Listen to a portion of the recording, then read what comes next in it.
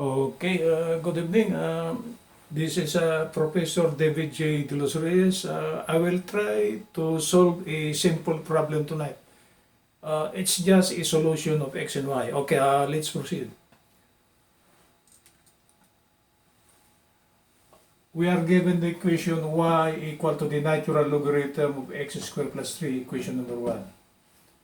Equation number 2 is x plus y equal to 3 plus the natural logarithm of 12, equation number 2. This is just an example problem, an easy illustration for those newbies, for those who are advanced in the study of mathematics.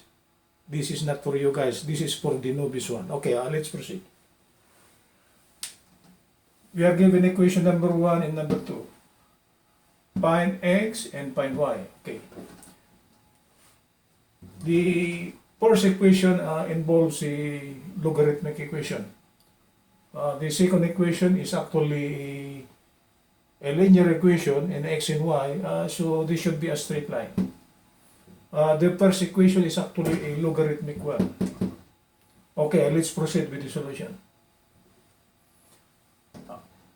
We will take y equal to this, we put it in equation number 2. So x, we are following this, plus y, which is natural logarithm of x squared plus 3, equal to 3 plus natural logarithm of 2.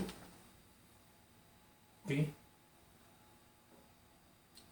Combining similar terms, the natural logarithm of x squared plus 3 minus natural logarithm of 12, this one we transposed it on the left, equal to 3.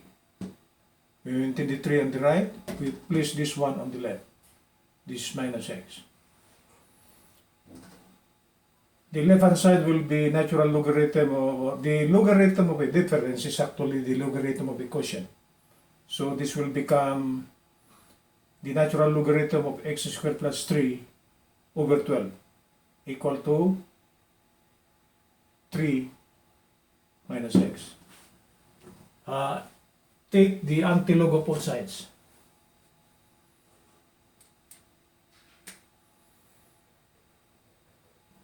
What's next? Take the antilog of both sides. If we raise both sides of the equation by e, okay, e raised to the natural logarithm of x squared plus 3 over 12 equal to e raised to 3 minus x. E raised to the natural logarithm will just be simply this one here.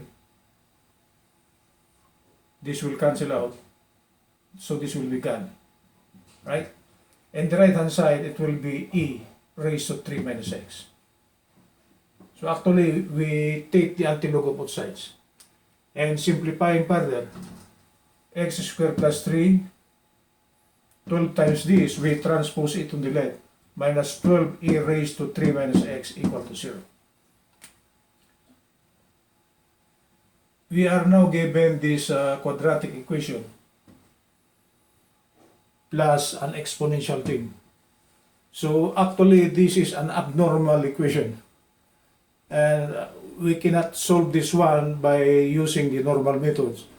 So I will give you a solution as an engineer. In the so-called engineering solution, we use the trial and error solution. Meaning, we assume a value of x, we place it on the abnormal equation, okay? Then we try to observe the equality.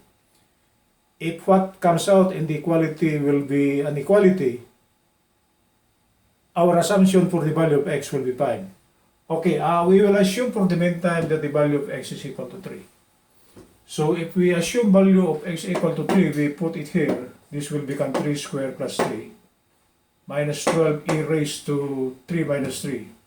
Is it equal to 0? I put a question mark here, because I don't know if the assumed value of x will be the correct one. But just in case after the simplification, it will come out as an equal thing, our assumption was correct. So simplifying further, this will be 9 plus 3 minus 12 times 3 minus 3 is actually 0, and e raised to 0 is actually 1. So this is actually times 1. Any number raised to 0 power is 1. E is actually 2.71828 ratio 0 power, that is 1. Is it equal to 0?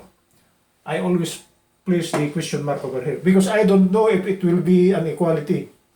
So simplifying further, 9 plus 3 is 12, 12 times 1 is 12, is it equal to 0? And what is 12 minus 12? Luckily, it is 0. So I will now remove the question mark. I will place now here 0 is equal to 0. And what is the significance of this one, guys?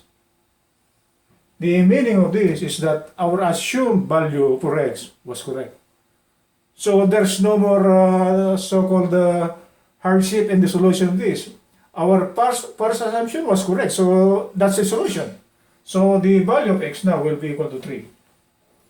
And since we now know the value of x equal to 3, we could solve for y now. Y will go back here.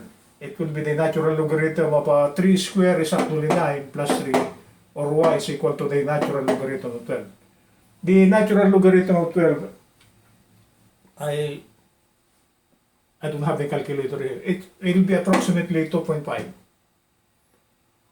Okay, so the solution is x is equal to 3 and y is equal to natural logarithm of 12. Or the solution is 3 and 2.5. How could we verify if our solution was correct? Oh, just put the graph of the given equations. For the first equation, it's a logarithmic equation. When x is 0, okay, y will be equal to 3, natural logarithm of 3. This is the point. When x is 1, this will be 1 plus 3, and you take the natural logarithm, the value of y will be increasing. So actually the graph of this one is actually this one. Right? The second equation, don't be afraid with the natural logarithm of 12. It's just a number. X plus y equal to a certain constant, that will be a straight line. And to plot a straight line, just take the y and x and y, the location where it passes the x or the x and y axis. That is, when y is 0, x will be 3 plus natural logarithm of 12. When x is 0, this is y. Okay? And when we reverse it, when y is 0, x will be 3 plus natural logarithm of 12 is same as this, but it is this, and then the opposite.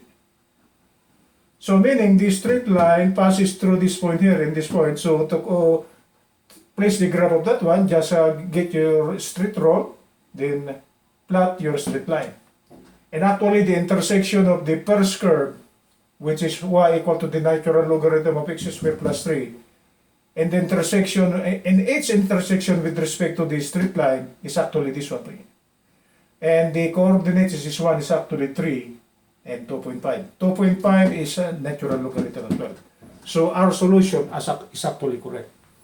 That's the proper way on how to solve equations the engineering way, not only in the so-called mathematical world, you know.